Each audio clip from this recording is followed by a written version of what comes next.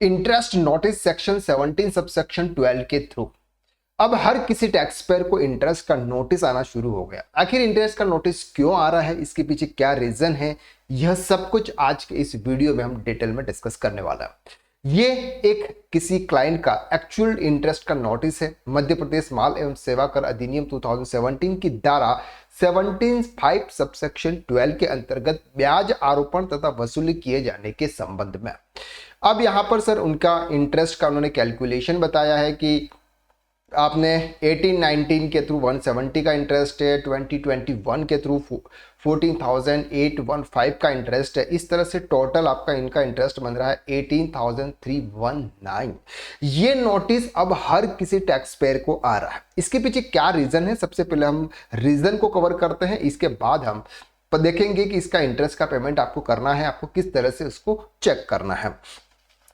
अगर हम बात करते हैं रिटर्न्स की, फॉर एग्जांपल हमने रिटर्न फाइल किया GSTR 1 for example April month का, अप्रैल 2018 का हमने GSTR 1 फाइल किया और अप्रैल मंथ में हमने जो भी इनवॉइस इंटर किए थे उसका पेमेंट हमको करना था 20 ऑफ नेक्स्ट मंथ यानी कि 2018 को। ठीक है, अप्रैल 2018 का इनवॉइस था और उसका रिटर्न हमको 11 तक GSTR 1 भरना था, वो हमने डिटेल फिल कर ली और उसका पेमेंट आपको करना था 25 2018 को।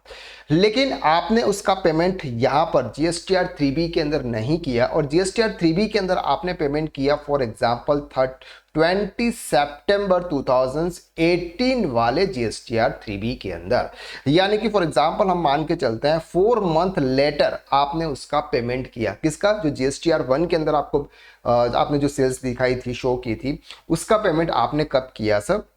20 सितंबर, यानी कि सितंबर मंथ में आपने GSTR 3B फाइल किया था, उस समय किया था। तो इसके बीच का जो गैप पीरियड है आपको 25 को करना था, लेकिन आपने किया 20 सितंबर को। तो इसके बीच का जो पीरियड है उसका इंटरेस्ट अब आपको पे करना होगा, उसका नोटिसेस अब आने शुरू हो गए हैं। दूसरा यहां पर एक और सिनेरियो बनता है, सिनेरियो ये बनता है कि फॉर एग्जांपल अप्रैल 2018 का कोई इनवॉइस था, फॉर एग्जांपल अप्रैल 2018 का कोई इनवॉइस था, उस इनवॉइस को आपने मई मंथ में जो आपने रिटर्न फाइल किया GSTR 1 उसमें आपने शो नहीं किया।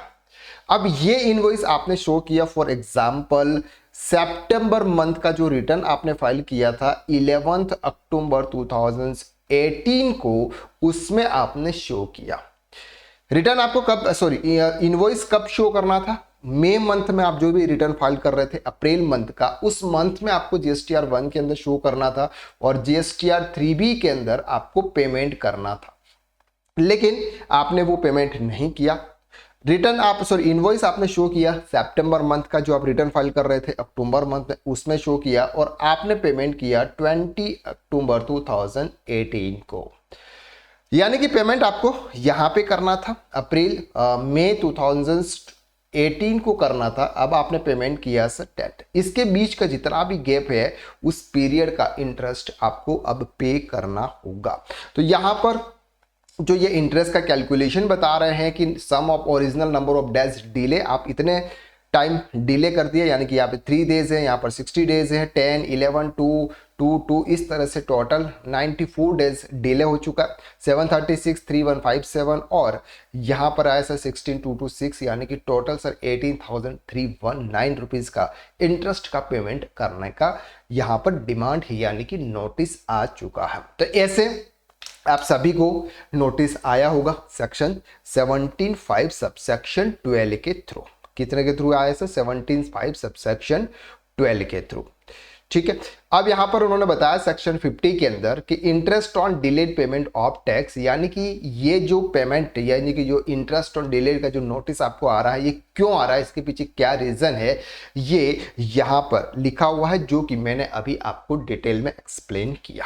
अब सर इस इंटरेस्ट का पेमेंट आपको करना होगा, अगर नहीं करना होगा, अभी आप कैसे चेक करेंगे कि सर उन्होंने जो इंटरेस्ट का नोटिस भेजा है ये सही भेजा है या गलत भेजा है?